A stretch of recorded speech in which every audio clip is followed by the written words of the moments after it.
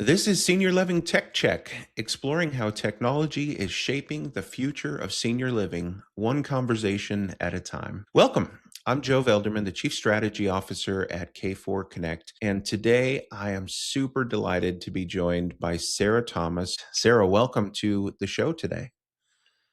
Thank you. So nice to be here. We like to start off every episode with an introduction of our guest. And so we're grateful that Sarah could join us today. Sarah is one of those rare people who's been at the intersection of aging and technology before most of the industry even knew that that intersection existed. She's an occupational therapist by training, which means that she started her career by actually understanding how people live, move, and function, not just what looks good on a spec sheet. For over 25 years, she's been advising and investing in age tech startups, helping senior living operators really figure out which technologies actually work, and occasionally telling both sides things that they don't want to hear. She's led global innovation for Genesis Healthcare, designed their innovation center in China, and helped build what was at the time the largest post acute care provider in the world.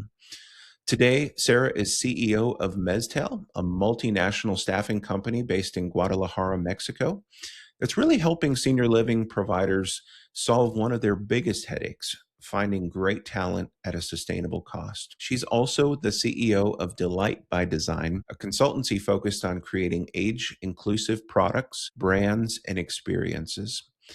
And as a venture partner at Age Tech Capital, she's also one of the people deciding which age tech startups deserve a shot. If anyone has their finger on the pulse of what technology is actually making a difference in senior living and not which technologies are just noise, it's Sarah. Sarah, welcome again. I could not be more excited or delighted that you're our second guest on the podcast ever. And so thank you so much for the time today. Thank you in advance for your insights, your expertise. I know that this is going to be a great episode and really just couldn't be more grateful for your participation. So welcome again. Thank you, Joe. I always love to collaborate with you, so this will be fun. It will be fun. It will be fun. Sarah, in our first episode, we had Ryan Frederick on. I don't know if you've met Ryan before or talked with him. It seems like your paths have crossed before. But Ryan and I talked a lot about how the senior living market really needs to stop building Walkmans in a world that's waiting for iPhones. And we really kind of unpacked his infamous quote from 2015, I think, and, brought a lot of context to that from the perspective of innovation in aging services and how innovation is not always just technology, right? It's more than that. It's process, it's people, it's design, and sometimes it's technology. But, really want to kind of unpack that more from a technology perspective with you today. So as someone who helps operators actually select and implement technology, I'm curious, what does the iPhone look like in senior living right now? So I think it's not a device. When technology disappears and people just experience better living and better care, that's truly the iPhone of the future or the iPhone of the now. I think the winners really aren't buying more tech, they're orchestrating it. And what mean by that is breakthrough really right now isn't a product, it's an ecosystem. It's seamless interoperability, it's passive insights instead of alarms or retroactive or retrospective review. It's predictive awareness instead of that reactionary approach. I think truly the ecosystem approach has interface that's intuitive enough for an 85-year-old resident and a 25-year-old caregiver. And it really looks at that technology that fades into the background and I think allows for just better life in the foreground. And to me that's what the new iPhone is. It's not a product, it's really the ecosystem. Yeah. Yeah. That's great. That's great. You and I think, have been supporting or working with technology and aging services for quite a while. I know for me, I'm working on year 22, I think, in the industry. And I've sort of seen, different evolutions over the course of my career. When I started in the industry, I remember working with a lot of different providers who were in many cases working to spin up a lot of infrastructure at the time, right? It was all about servers and switches and Wi-Fi and routers and phone systems and all that kind of stuff, right? And there was a big push around what I classify as infrastructure. And then maybe as a result of the 2008 stimulus that the administration pushed, I think it was the American Recovery and Reinvestment Act of 2008 or 2009. There was some stimulus dollars available for hospitals and primary care physicians to implement EHR platforms. And I think senior living, while we didn't get a lot of money from the government for that, there was some impetus around, starting to implement EHR platforms and looking at digitization of records. And I think, we saw a lot of providers implement CRM applications and point of sale applications and facility management applications sort of in the wake of that. That was maybe from 2008, 2009 until the mid 2010s, 2015, something like that. And so I call that kind of the age of the enterprise applications, right? Where we're investing in enterprise applications that help us drive workflows and collect information. And it feels to me like we're on the brink of sort of getting into a new era of technology adoption and technology awareness in senior living right now. I think there's a lot of conversations happening around data. What do we do with all this data that we've collected for the last 10 or 15 years? How do we start to put it to work for our organizations? How can we use it to become more predictive, more proactive? And so kind of a long-winded way of getting to a question here, but are you sensing the same thing that I'm sensing, that, we're kind of on the brink of a new era in senior living with regards to technology utilization and adoption? Absolutely. I think that what we felt might have been a nice to have before is a need to have now, and now that is evolving. And so that infrastructure was required back then. That was innovative. And now you just need the infrastructure in place to future proof how you make decisions moving forward. And I think the adoption and excitement is there more than ever. Yeah. I know you work with a lot of different providers out there. What's a common mistake that you see communities make when they're shopping for technology? Shopping for technology. Um, I think that the important thing is actually to start with not shopping for technology and don't have a vendor-driven model. Instead, focus on outcomes and what you're intending to solve as a challenge or problem, and not just buying expensive complexity, rather by really looking at just the tech first. And so if you're looking at only features, dashboards and buttons and AI claims and in all of the tech before you look at what are the friction points you're trying to solve for or clarify, it's not going to be successful. And that's the biggest mistake. I think often because people don't have a clear vision of where they want to go, they don't know who is really going to help them to get there. And so technology is not step one for me. It's really looking at that operational clarity.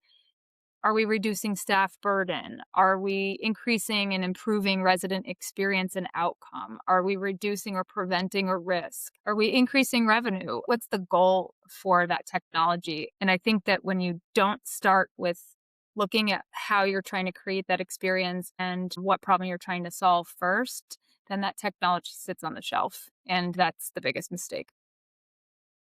I could not agree more with you. I love using, I use what I call my cruise ship analogy, right? Like cruise ship doesn't leave its port without some sort of destination in mind, right? And I think all too often, we're eager to leave port in, selecting different technologies without really understanding what our desired destination is, right? Good point. Hmm.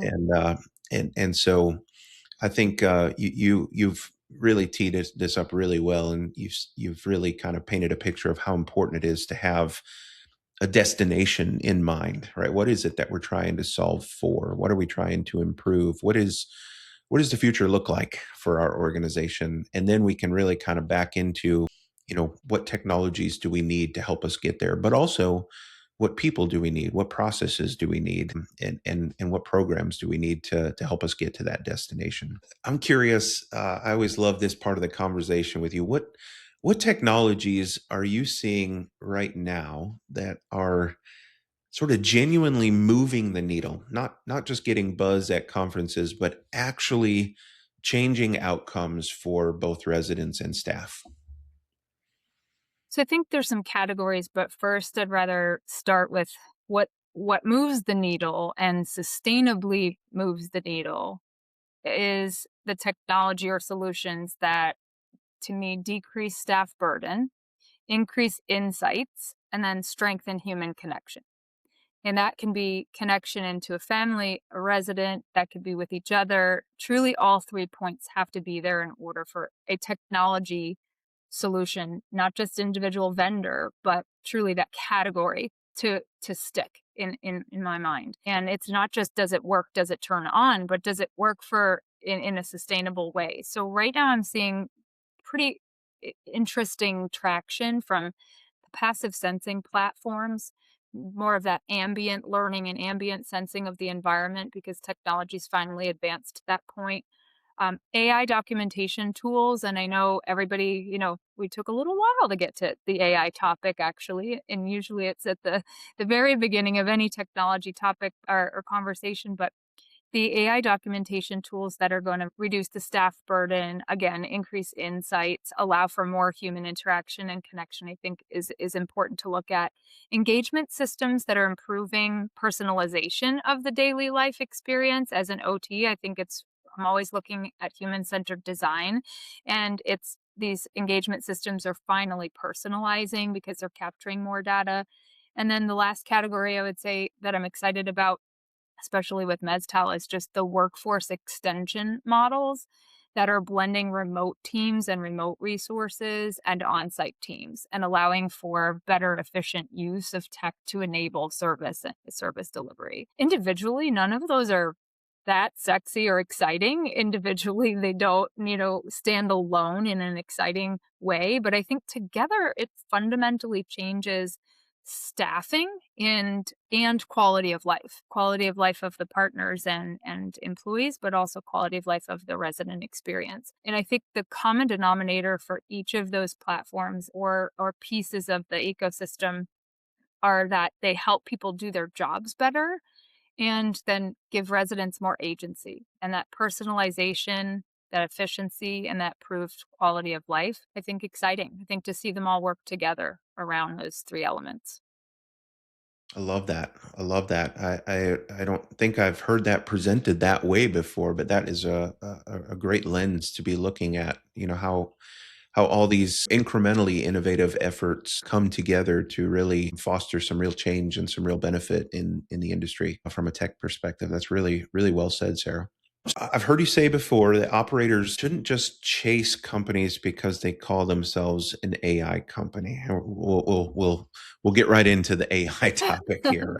I brought Um, it up. you brought it up, yeah. So just because a tech company may call themselves an AI company, it's not necessarily worth chasing them.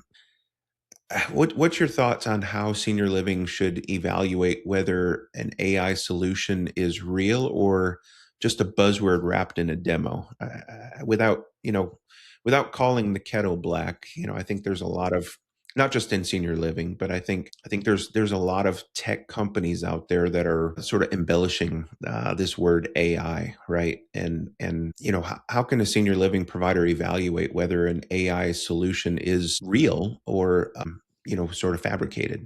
It's a good question and can be a tough one, but I sort of go back to your question earlier, and I would say don't start with asking if it's AI. I would actually say start with asking what decision it improves. So can it show measurable results? If it can't show measurable results, it's not intelligence. It's just an interface. And so it helps you determine what you're looking at. If you don't, from a tech perspective, understand it, from an outcomes perspective, you can. So does it integrate into existing workflows? Does it improve speed and accuracy? Does it learn from real data and produce outcomes that you can benchmark, you can see? Fake AI usually lives sort of as a standalone dashboard, or it requires staff to input a lot more data than you did before. And I think it can look really impressive in a demo, but has no measurable outcomes or results. So the quickest test that is really simple, you ask before and after metrics from real operators. And if you can start to actually measure outcomes, then it probably has some weight in the AI world. And those are sort of the elements I think that help to spot the fake from the real. There you go. There's the litmus test for determining whether or not something is real AI or not. That's great. That's great.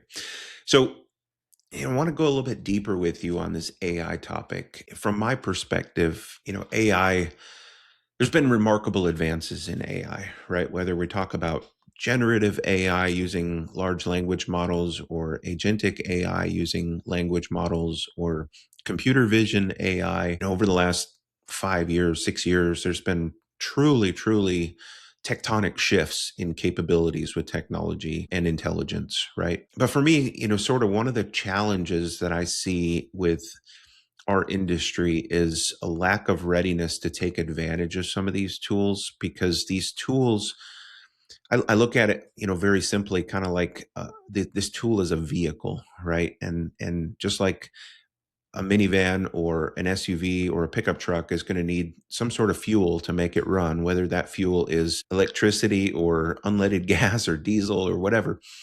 AI also needs fuel in order to make it run, and that fuel, for me at least, with the senior living space, is data. Right? How do we take this mountain of data that we've been collecting for 10, 15, 20 years, whether it be living in our census platforms, our billing platforms, our EHR platforms, point of sale platforms, CRM. But we've got just all these different data collectors that are out there, and there's been, as you've seen, just tons of new data collectors that have come to market, whether it be passive sensors or.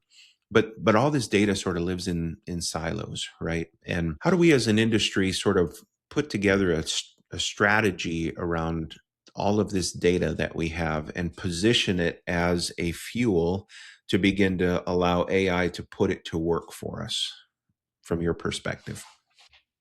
So the data strategy question is an interesting one, and I think sometimes it's back to your other statement around where we were in 2008 with the really infrastructure need. I don't think that the first step is analytics at all. I think it's alignment. So deciding which decisions do you want to make smarter before you even touch a dashboard. Start with truly what do you want to be able to decide upon. And I guide in three questions with a lot of the communities that I work with. What decisions do you really want to make daily or need to make daily that could be smarter with data? Where does that data currently live? And then who owns that? So it's really important, I think, when you ask those questions, just the conversation alone exposes the gaps of a lot of things. The siloed systems that you've purchased in the past, the redundancies that occur with some of the data flow now, missed opportunities. And I think that a real data strategy isn't a tech project. It's really operational strategy supported by technology. And if you don't know where your current data flow, where your current data is stored, and then where it does or doesn't flow, then you really can't put together how to then analyze. And I think it has to start with where it's housed and who owns it before you can even get to the analytics and where you can apply an AI strategy on top of that. Yeah, I think it's a huge opportunity for providers, right, to understand what are the data sources that we have today. Where does that data live? And you brought up a really good point. Who owns that data today, right? Is it us as the provider? But even deeper than that, internally, is it a specific individual that's owning that data? Is it a specific department that's owning that data? So really kind of drilling down and gaining a full picture, a map almost of where all this data is, and how we can start to analyze the different silos and the opportunities that exist for coalescing that data. I think are just really, really big opportunities right now. Absolutely. And I think sometimes people think data is different from information, and it isn't. Sometimes the data is literally a sticky note of who to call when there's a call out because Betty knows Amy will answer the phone and come in for that shift. But But, where is the data housed? Sometimes it's in a very analog and manual place owned by one person. And so where do we then potentially change the data source and or storage and data flow before we can even analyze it and then prevent overtime or prevent, double time or the need for agency? You don't know where your information, if it's very manual process, sometimes you can't quite analyze, never mind predict it. So I think it's baby steps in the data world. The number of times that I've walked up to a computer screen in a senior living community that has, not just one, but oftentimes 6 or 8 or 10 sticky notes outlining the whole screen, do Oh, this yeah. here, call this person here. That is really rich data that, needs to be really be considered. Your point about sticky notes is hitting me like an arrow between the eyes right now. It's real. It's a real gap. Yeah. Yeah, for sure. For sure. So, going a little bit deeper on some of these data silos that exist out there, when we talk about data in senior living, there's CRM data, right? There's data that we have pre a resident moving in, all these prospects that we're tracking and the activities that are happening with those prospects. We have census information for residents that have moved in. We have clinical information living inside of our EHR platforms, engagement data. You talked about operational data. There's financial data. There's facility data, nutritional meal data, and then all the sensor data. Living in different systems. How critical do you think it is, from your perspective? Maybe not immediately, because it's a really big challenge to solve, but how critical do you think it is to have all those systems start to talk to one another, or maybe at a minimum start to flow information into a common repository?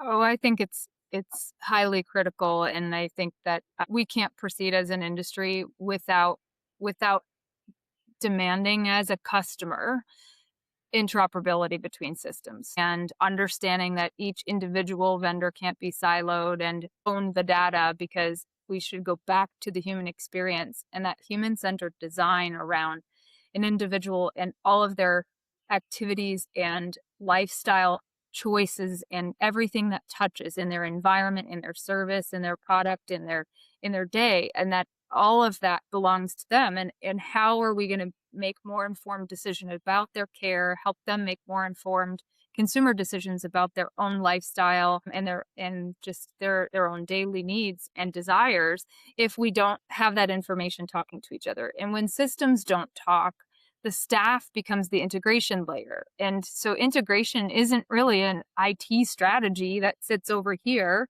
It's a workforce strategy. Fragmented systems create hidden labor costs, like we just talked about, documentation delays or reporting delays, compliance risks, and certainly burnout. When clinical, engagement, operational, financial platforms don't communicate to each other, then staff spend time reconciling all this information instead of caring for people, adding to their hospitality, adding to their just time together, and that human connectedness they talked about at the beginning. Organizations that solve for integration unlock really compounding value. I think better decisions are made, with their informed decisions, earlier interventions and support that are more proactive in nature, cleaner reporting and visibility that is much more efficient than creating the reports, but instead just reviewing reports so that we don't have as much staff fatigue. I do think it's a big workforce challenge, and we need to solve for some of these workforce issues. Interoperability is a big opportunity there. Love that. Love that. I don't think I'll ever forget. I hope I'll never forget one of the very first days that I actually worked in a senior living organization as a technology executive. I went around and tried to just I went on a listening tour, I called it, right? And so I would meet with different decision makers, different managers, different key influencers throughout the organization, and just have a conversation with them. Tell me what's working well for you today from a technology perspective. Tell me what's not working well. And if time and resources and budget were no issue for us as an organization, what would be your dream ideal situation, right? I was meeting with an executive director And I think she had a meeting later in the day with a resident or a resident's family or something like that. And she said, "Joe, if you could make it so that I don't have to have 13 different Chrome tabs open to look up information about one resident, that would be a monumental enhancement for me." Right. And that just really resonated with me. Like, yeah, we've got all these different systems that we use to track all this different information, and none of them talk to each other. It's super hard to even just get a comprehensive picture of what's happening with a resident in one of our buildings, right? And so you talk about the impact on the resident, but the impact on the staff is great too. If they can get a comprehensive picture of what's happening with a resident, we can now begin to influence the experiences that we're creating and the care that's being provided for the resident, because we're so much more well informed, right? Absolutely. And, we sometimes have our own silos in our heads. We think the clinical platform is going to give us the best wellness and longevity and health span data when, credit card companies for forever have maximized awareness of our purchasing habits and knowing whether we're healthy or not, and understanding, are you purchasing a ton of alcohol? Are you going out to dinner every single night? Do you have a gym membership? Are you purchasing luxury goods? Where do you fall within your own retail and purchasing habits? Our financial systems and our POS systems do tell us a lot of information, and yet we don't necessarily consider that a part of our wellness or longevity journey. And I think we're missing that in our industry. The connectivity between the systems is hindering us. For sure. I think, the data that we keep in our point of sale platforms, coupled with, the nutritional data that's often in there, is a huge indicator of a person's wellness, right? Like if I go to the restaurant and I order a cheeseburger and a beer every day for lunch with French fries, like, I'm probably not going to have quite as long of a well span lifespan as somebody that's ordering Yeah. the occasional Caesar salad with chicken and a glass of water, right? Right, right.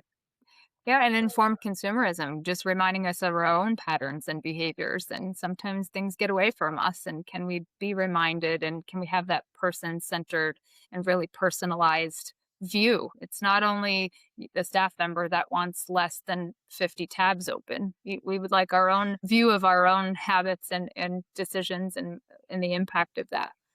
Yeah. Yeah. Well, Sarah, we've talked a little bit about resident experiences and design and how important that is. And I know you're a big advocate for designing with older adults and not just for them. And I'd love to hear if you've got any examples or experiences that you can share about, ways that you've partnered with older adults from a design perspective. That I think that's super interesting. But I'm just curious if you can give us an example too of a technology that you really feel like this technology got that design element right. It's for older adults because it was designed in conjunction with them, or with them in mind at least, as opposed to, being designed and then being applied to them, right? So curious if you could share any examples of that, or your thoughts on that. Yeah, and without necessarily supporting one vendor over another, I think it's a trend that I see improving, including the users in the experience design and in the product design. I think that a signal that something is successful and is going to be adopted is when people forget that technology is there. That means it's a great design. If they need a ton of training and a ton of reminders and a lot of tech support after it's deployed, if it's engineered centric and not human centered, then you notice that. So I think the success of the companies that are seeing traction right now, they designed with dignity, this invisibility, or at least some it integrates into a normal day's workflow, and with respect. They don't stigmatize the user. They don't require a ton of behavior change. They learned their patterns of behavior of a day in the life of as they're designing, instead of making them change their workflow, whether that's the workforce or the individual. And they don't assume that aging equals decline. Many people still have a lot of life passion at every age and a lot of interests at every age, and anything that feels stigmatizing is never adopted. The traction is not there. Um, and so I've seen really brilliant engineering fail just because it looked too clinical or too industrial, or it sounded robotic, or it required so many onboarding and reminder sessions that it just isn't gonna go anywhere within this population and within our industry. I think the best validation really isn't on a checklist or a spec sheet. It's when an older adult or the end user says, "I didn't even notice it," or "I Mhm. don't need to go to that training. Thanks, I played with it and it was so easy and intuitive that I don't need your training or your support." That's an indication that the product development team included the end user in the development of their product, Mhm. and I always respect that a lot. I love that, and you used a word that I'm super passionate about too, and that's the word dignity, right? Anything that I think we can intentionally design to maintain or restore dignity for an older adult is a technology for me that's worth evaluating and kicking the tires on, right? Because that's so important for me personally. As I continue to age, I want to maintain my dignity, even though parts of my physical body might start to break down, or parts of my mental acuity might start to break down. I still want to try to maintain my dignity through that process. And so I think if technology can support that, that's a big win. Well, as we wrap up our time together here, and the time has gone by very quickly because of the rich discussion. But if you could give one piece of advice to a senior living operator who's just really feeling overwhelmed by technology and the landscape of technology and the buzz around AI and data right now, how do you start to put their minds at ease and give them some clarity on this, you know, sort of messy landscape right now? Yeah, it's noisy and it is overwhelming. I think it's again, don't start with the tech and what more tech do you need. I think it's starting with a clearer roadmap. What problems are you trying to solve for? What use cases could improve quality of care, quality of life? What's one meaningful problem area that you want to tackle? Let's prove that you've selected a technology partner that understands that need and can really accommodate where you're at technologically, team wise, and your true needs, not just selling you something out of the box, but truly meeting that need.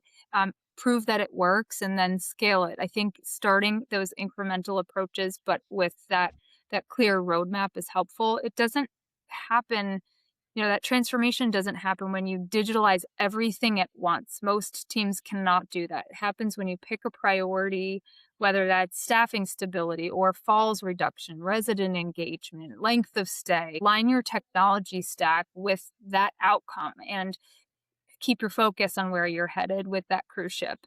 I think early wins create confidence in the team also. So you can gain internal champions, you can get cultural buy in, and momentum and movement and change, not volume, is what drives real transformation. And I think that sometimes people want to just look at the technology first and not where they're trying to go and not truly understanding the need. And that's switching from a vendor driven model to a true operational need transformation. And that's where I think if you start, it decreases that overwhelmed feeling because otherwise the landscape is noisy and there's a lot of different products out there. Yeah, you're spot on. Well, Sarah, I can't thank you enough for the time that you spent with us today, the honesty, the insights, the wisdom that you've shared. I always feel like I get a little bit smarter every time I talk to you. And so I appreciate that very much. And to our listeners, we hope that this episode gave you clarity and confidence and a few ideas that you can actually start to put into practice. Thanks so much for tuning in to this episode of Senior Living Tech Check. If you have a topic in mind or you want to be a guest, we'd love to hear from you. Email us at podcast@k4connect.com and we'll get you queued up to be a guest on a future episode. We'll see you all in the next episode.